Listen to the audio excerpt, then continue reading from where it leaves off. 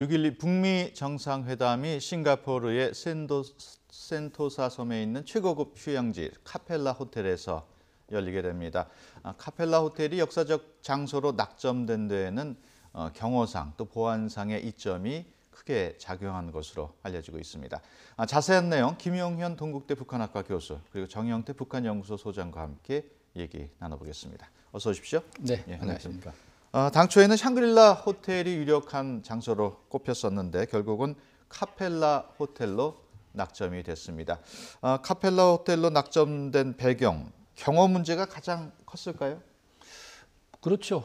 지금 샹그릴라 호텔 경우는 물론 최고급 호텔이고 그 여러 가지 그 부대 시설이라든가 회의하기에는 굉장히 그 좋은 그런 호텔로 일단 평가는 받았지만 그 예. 위치상 시내에 또 위치해 있고 시내에 위치했을 경우에 뭐 여러 기자들이라든가 또 기타의 이 보안상 이유는 굉장히 그 많이 있었다고 볼 수가 있죠. 예. 그렇기 때문에 상대적으로 보안이나 여러 가지 경호 이런데 상당히 그 유리한 소위 연육교로 그 연결되는 섬 센토사 섬을 결정을 했다 이렇게 볼 수가 있죠. 예.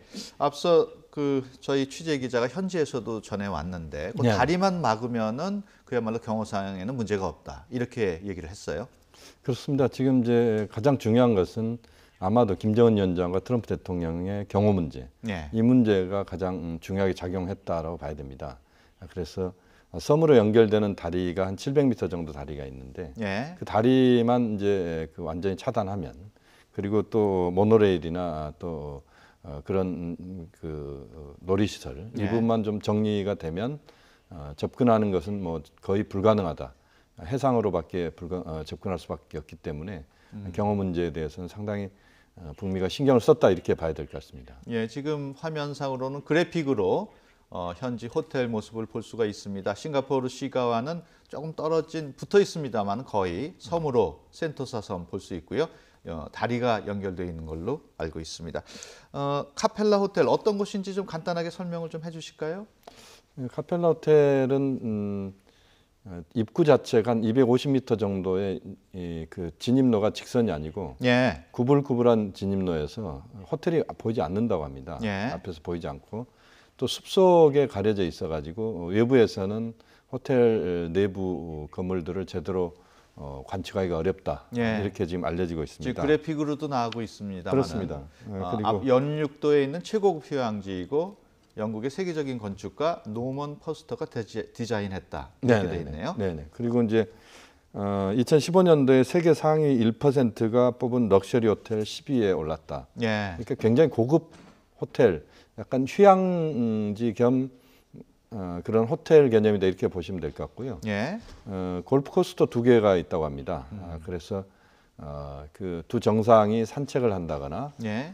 또는 우리 도보다리 정상회담에서의 그 기억도 있습니다만 예. 그런 것이 가능한 충분히 그 정상회담을 하기에 적절한 장소다 이렇게 봐야 될 것 같고 우선은 이제 워낙 그 시설 자체가 싱가포르가 촘촘히 그 건물들이 구성된 도시국가이지만 예. 센토사 섬 자체는 휴양지고 예. 그렇게 보면 여유 있는 정상회담이 가능한 곳이다. 예. 그렇게 봐야 될 것 같습니다. 예.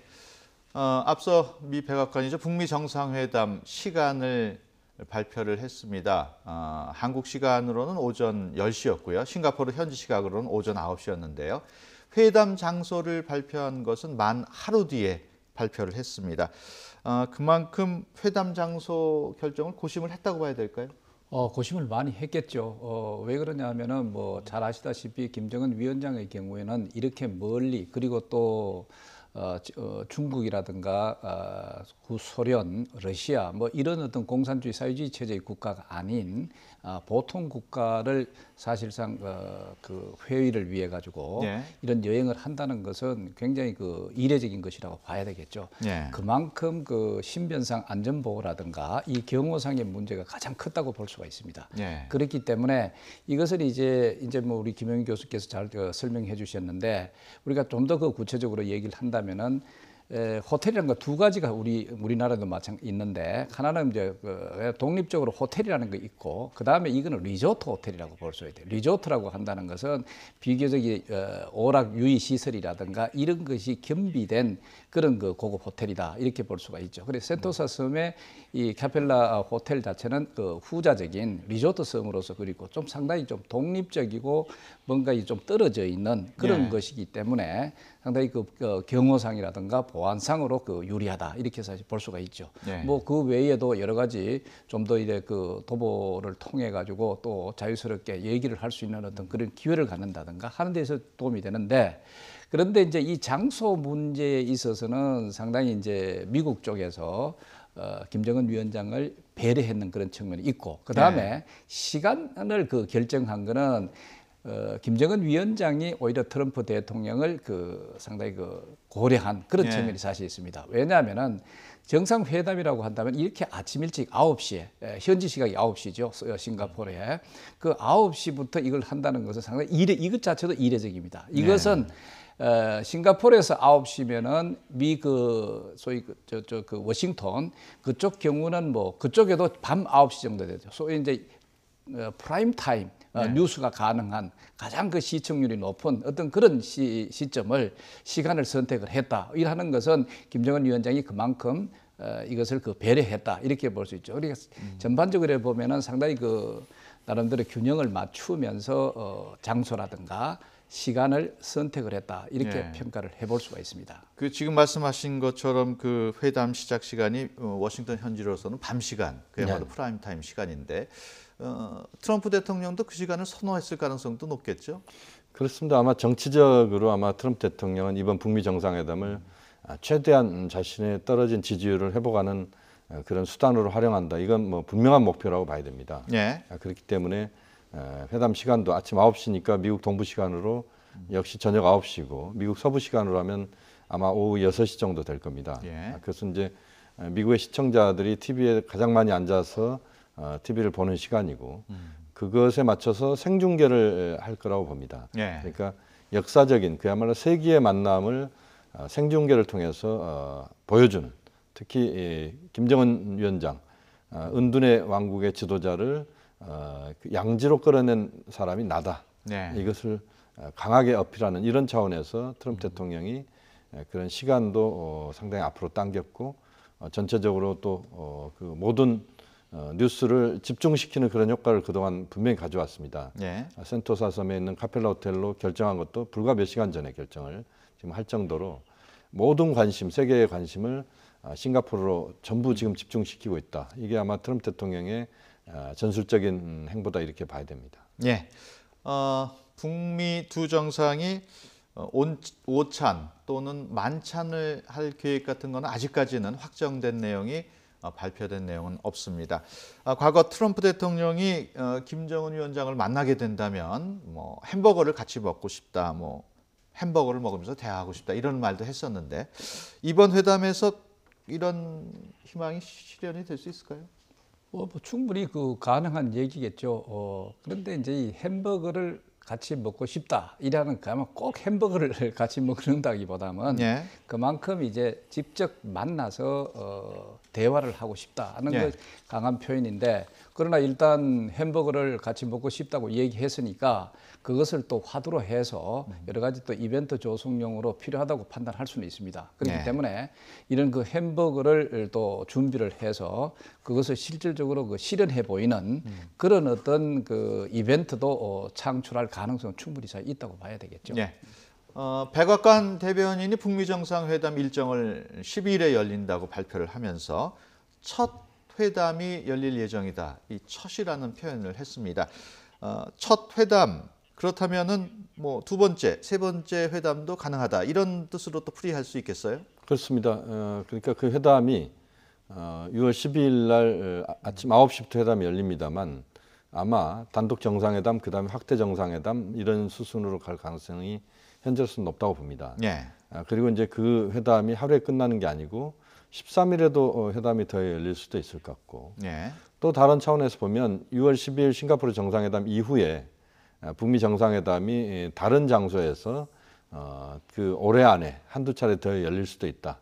그 의미도 한편으로 포석을 깔고 있다고 봐야 됩니다. 예. 그러니까 이번 북미 정상회담에서 원래 미국은 한꺼번에 다 모든 성과를 거두겠다. 이게 미국의 전략이었습니다만 그러나 북한 입장에서는 단계적인 접근을 요구를 했고 그것의 어떤 접합점으로서의 그 결과가 이후에 두 차례 또는 뭐 세 차례 이런 정상회담들이 또 개최되는 그런 쪽으로 정리를 했다. 그래서 우선은 모든 것들을 이번 정상회담에서 다 끝내는 원샷으로 모든 것을 끝내는 이 과정은 좀 더 그 지연되고 있다. 그러니까 단계적인 접근으로 가는 것은 북미가 합의한 것이다. 이렇게 봐야 될 것 같습니다.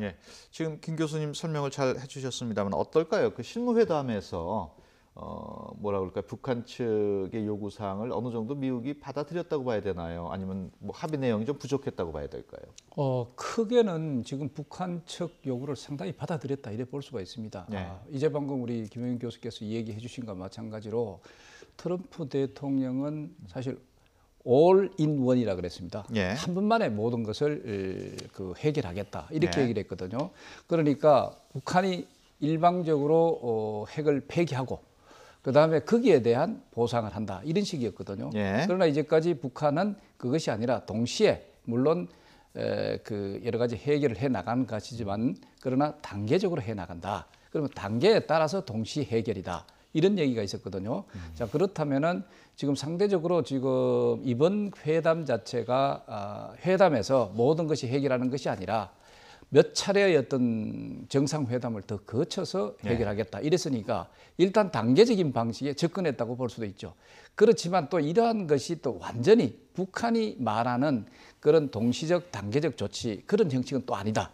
그러니까 이제 정상회담을 몇 차례 열면서 좀 큰 틀에서 한 3번 정도, 한 30번 정도 나눠서 정상회담을 하면서 그때 큰 그 결정을 해내는 그런 단계적 방식이다. 뭐 이렇게 본다면은 소위 이제 방식 차원에 있어서는 좀 양쪽에서 윈윈하는 방식이다. 처음부터 우리가 얘기를 했는 것이 뭐냐면은 트럼프 방식 자체는 사실상 지금으로 봤을 때는 비핵화하는 데 있어서 성공을 거두기 어렵다는 것이 상당히 그 평가가 많았거든요. 그래서 이번 정상회담에 결론적으로는 성공하기가 어렵다 하는 그런 비관적인 판단에서 출발했는데 그러나 실무회담을 거치면서 상호 단계적이고 동시적인 그런 그 방법을 상당히 수용해 나가면서 그러면서도 트럼프 대통령이 옛날 그 소위 그 육작 회담과 같은 아주 그 많은 시간을 할애해 가지고 모든 아이템 자체를 잘게 쪼개서 그때마다 그 뭐 동시 해결한다든가 또 거기에 대해 보상을 한다든가 이런 것은 사실 아니다. 뭐 이렇게 봤을 때는 약간의 변화를 거친 건 분명하다 이렇게 볼 수가 있습니다. 북미 정상회담 이제 시간, 장소 확정이 됐고 이제 관건은 북미 정상회담에서 어떤 성과를 내느냐일 것입니다. 회담까지는 이제 일주일도 남지 않은 상황인데요. 어떻습니까? 핵심 의제가 한반도 비핵화, 또 북한 입장에서는 체제 보장. 어느 정도 회담이 성과를 거둘 것으로 예견할 수 있을지 어려운 질문입니다만은. 우선은 기본적인 성과를 우리가 예상을 해본다면 한반도 비핵화와 평화체제에 대해서는 북미 정상이 일괄타결 방식으로 완전히 합의를 하는 겁니다. 그러니까 큰 틀에서 통큰 결단에 의한 한반도 비핵화 평화체제 논의에 대해서 그것을 실질적으로 이루어낸다. 여기에 대한 합의를 하고 보다 긍정적인 성과라면 그것을 몇 년 안에 할 것이냐. 이것이 정리가 된다면 의미가 분명히 있습니다. 그러니까 트럼프 대통령 임기 1기가 끝나는 2020년, 그러니까 앞으로 2년 후에 2년 안에 끝내자라고 하는 정도가 들어가면 저는 베스트라고 봅니다. 그 다음에 이제 부분적으로 또는 세부적인 차원에서 보면은 비핵화 이행과 관련돼서 어떠한 이행 방식을 선택할 것이냐. 그동안 미국 쪽에서는 우선은 비핵화를 먼저 하고 그다음 보상을 해달라는 이야기를 해주겠다는 이야기를 했었는데 이번에 지금 트럼프 대통령의 생각을 보면 단계적 이행에 동의하면서도 그러나 그것을 굉장히 빠른 속도로 하자, 압축적으로 하자. 이게 이제 트럼프 대통령의 생각이고 그 다음에 보상도 미국이 이제는 적극적으로 좀 움직이는 것 같습니다. 그래서 보상도 행동 대 행동, 동시 행동에 따라서 보상한다. 그 보상에는 이제 여러 가지 들어 있겠습니다. 경제적인 것도 있을 수 있고, 정치 군사적인 것도 들어 있을 수 있고, 또 그 과정에서 이제 체제 안전 보장과 관련된 부분, 또는 평화협 정책과 관련된 부분, 뭐 이런 것들이 이제 포함되어 있다고 봐야 되는데 그런 것을 큰 틀에서 합의를 일단 해놓는다면 그것은 베스트 오브 베스트다 이렇게 봐야 될 것 같고요. 다만 이제 이번 회담에서 그런 정도까지 진전이 될 수 있을 것인가 하는 부분에 대해서는 아직은 조금 명확하게 정리가 되지는 않고 있는 것 같습니다. 그래서 예. 좀 더 시간이 걸릴 수 있다. 그래서 2차, 3차 정상회담 가능성들을 열어놓고 있는데 그러나 어쨌든 이번에 북미 정상회담에서 큰 틀에서의 한반도 비핵화와 평화체제에 대한 얼개를 좀 잡아낸다면 그렇다면 저는 뭐 엄청난 성과다. 그 나머지 부분들은 좀 더 그 시간을 두고 구동존의의 자세로 접근하는 것도 저는 바람직할 수 있다고 봅니다. 예.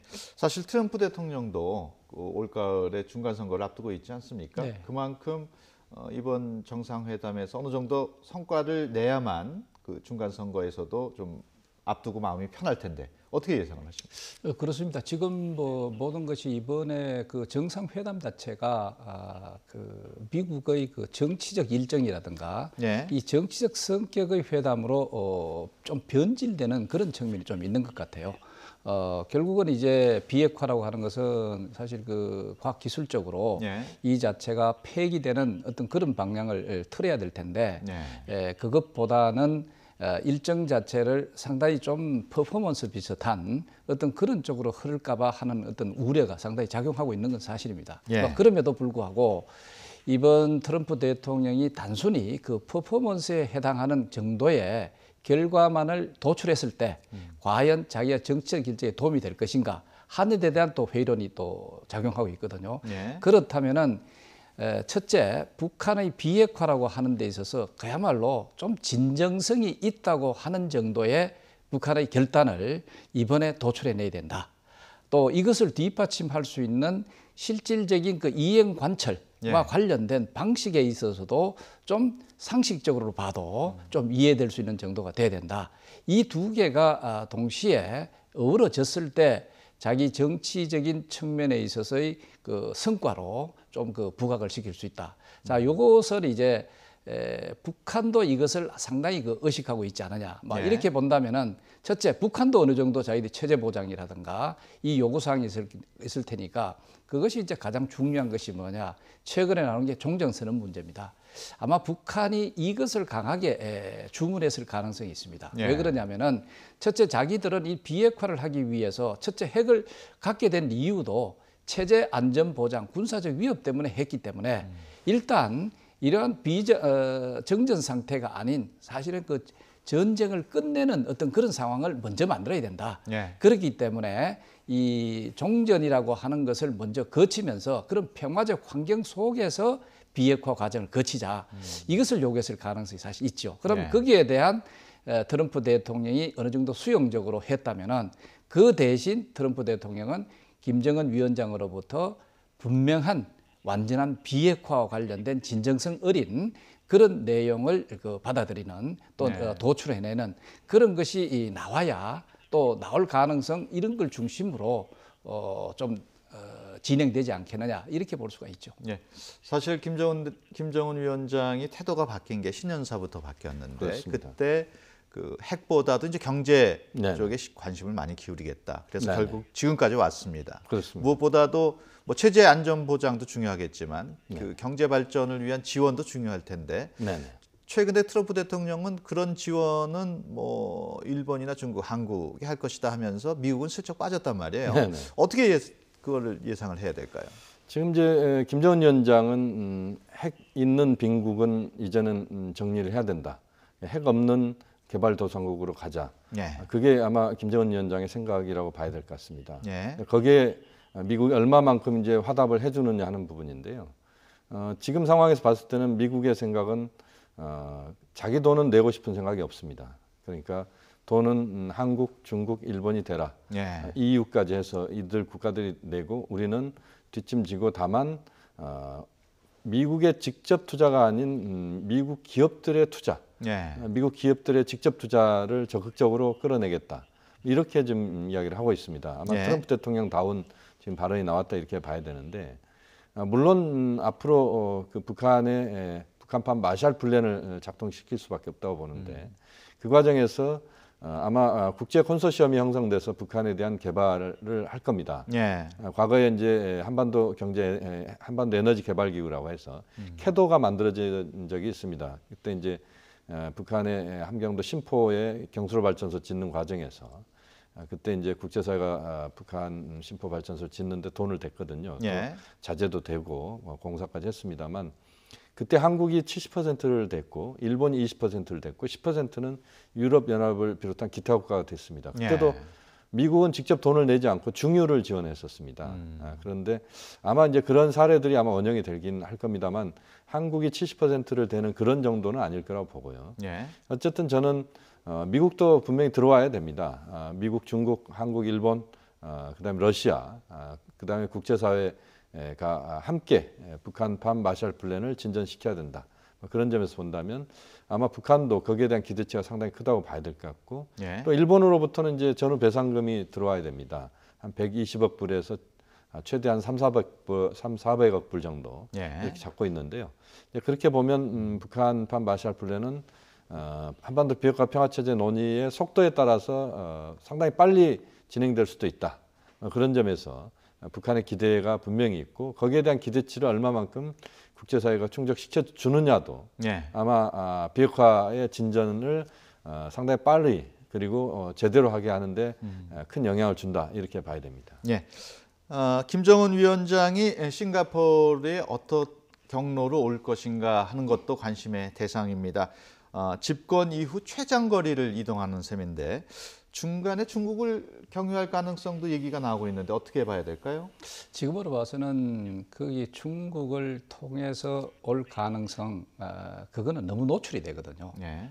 그렇기 때문에 이제까지 그 김정은 위원장이 뭐 중국을 가더라도 또 러시아를 가더라도 사실상 이제 그 과정을 그렇게 사전에 밝히는 경우가 상당히 드물었습니다. 예. 항상 이제 갔다가 와서 평양에 도착했을 때 그때 비로소 이제 다녀왔다, 갔다 왔다는 어떤 루트라든가 이런 것을 밝힌 측면이기 때문에 그렇기 네. 때문에 이번 경우는 아마도 바로 올 가능성이 그래도 가장 크지 않느냐 하는 네. 생각. 그리고 또 그러면서 이제 그게 언제 어떻게 올 것이냐는 걸 결코 알리지 않을 겁니다. 예.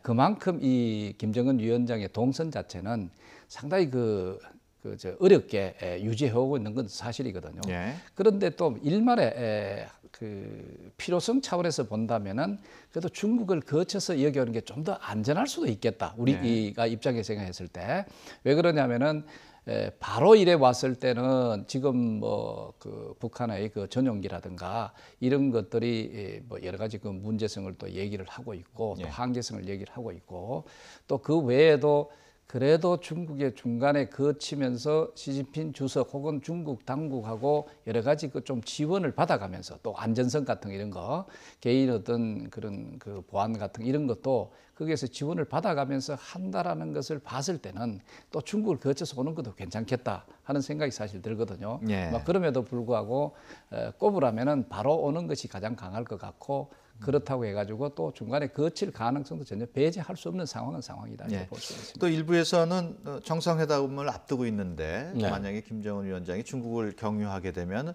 미국을 또 좀 자극하는 게 아니냐 이렇게 네네. 우려하는 사람도 있어요. 물론 이제 그렇게 트럼프 대통령은 또 의심을 할 수도 있다고 봅니다. 예. 그동안에 보면 두 차례 북중 정상회담에 대해서 트럼프 대통령은 그렇게 그 겉으로는 뭐 긍정적인 평가를 했습니다만 예. 실제 긍정적이다 이렇게 느낌은 안 가졌다 이렇게 봐야 될 것 같습니다. 아마도 그 김정은 위원장이 싱가포르까지 오는 그 거리가 짧은 거리는 아닙니다. 예. 꽤 먼 거리고 또 경호 문제가 분명히 또 중요하게 부각되기 때문에 공해상 어느 지점부터는 아마 중국의 전투기가 호위를 할 수도 있다라는 생각도 듭니다. 처음에 이제 북한 영공을 벗어날 때까지는 아마 북한 전투기가 김정은 위원장의 참매 1호를 호위할 가능성이 높고 예. 그 경계선에서부터는 아마 중국 전투기가 호위를 하면서 싱가포르까지 올 가능성도 저는 배제할 수 없다고 봅니다. 예. 왜냐하면 이제 그 김정은 위원장의 참매 1호가 그렇게 장거리를 나른 적도 없었고 또 그 과정에서 우발적인 사태가 발생할 수도 있다. 여기에 대한 걱정은 분명히 있을 수 있다고 봅니다. 또 트럼프 대통령의 에어포스 원도 역시 미군 공군 전투기의 호의를 바꿔옵니다. 우리도 역시 마찬가지다 이렇게 봐야 되는데 예. 그렇게 본다면 이번에 어쨌든 중국이 간접적으로라도 김정은 위원장의 싱가포르까지의 과정은 도움은 줄 수 있다. 또 반드시 도움을 줄 것이다. 그렇게 전망할 수 있겠습니다. 예. 시간이 거의 다 됐기 때문에 끝으로 사실 그 북미 정상회담이 이루어지기까지 내용을 쭉 보면은 어떻게 보면은 김정은 위원장으로서는 본인의 뭐 지위라 할까 권력이랄까 어느 정도 확고하게 하는 그런 계기가 되지 않을까 싶기도 하거든요. 예, 그렇죠. 예, 만약에 이게 없었다면은 그 내부의 여러 가지 그 정치적 스캔들이라든가 네. 이것으로 인해 가지고 굉장히 그 회오리에 묻혔을 가능성이 굉장히 크죠. 네. 그럼에도 불구하고 소위 그 세계 그 핵 없는 평화라든가 이 비핵화 이것에 있어서 특히 그 가장 다루기 어렵다고 일단 정평이 나 있는 북한과의 비핵화 회담을 통해서 뭔가 해결해낼 수 있는 그런 계기를 만들었다 하는 이런 그 과정을 거치는 것이 상당히 그 트럼프 대통령은 이제까지 자기의 그 정권을 유지하는데 상당히 호재로 예. 활용됐을 것이고 또 하려고 노력했지 않았느냐 뭐 이렇게 평가해 볼 수가 있죠. 네. 교수님도 간단하게 언급을 해주시죠. 일단은 이번 북미 정상회담의 이 과정 자체는 트럼프 대통령에게도 득이 되고 김정은 위원장에게도 득이 되고 예. 문재인 대통령에게도 역시 득이 되는 3자가 다 득이 되는 그런 회담이다. 우선 그렇게 정리할 수 있겠습니다. 예. 그 과정에서 트럼프 대통령은 이제 정치적으로 그 중간 선거에 대한 충분한 성과를 이번 정상회담을 통해서 거둔다. 예. 김정은 위원장은 역시 자신의 체제 안전 보장과 또 주민들의 삶의 개선 그리고 국제사회에서 이제 정상 국가로 발돋움할 수 있는 그런 그 디딤돌을 이번에 만든다. 이런 점에서 저는 매우 큰 역사적인 세계 회담이다. 좋은 성과가 이루어지길 기대하겠습니다. 예, 알겠습니다. 지금까지 김용환 동국대 북한학과 교수 그리고 정영태 북한연구소 소장과 함께 얘기 나눴습니다. 오늘 말씀 고맙습니다. 감사합니다. 감사합니다.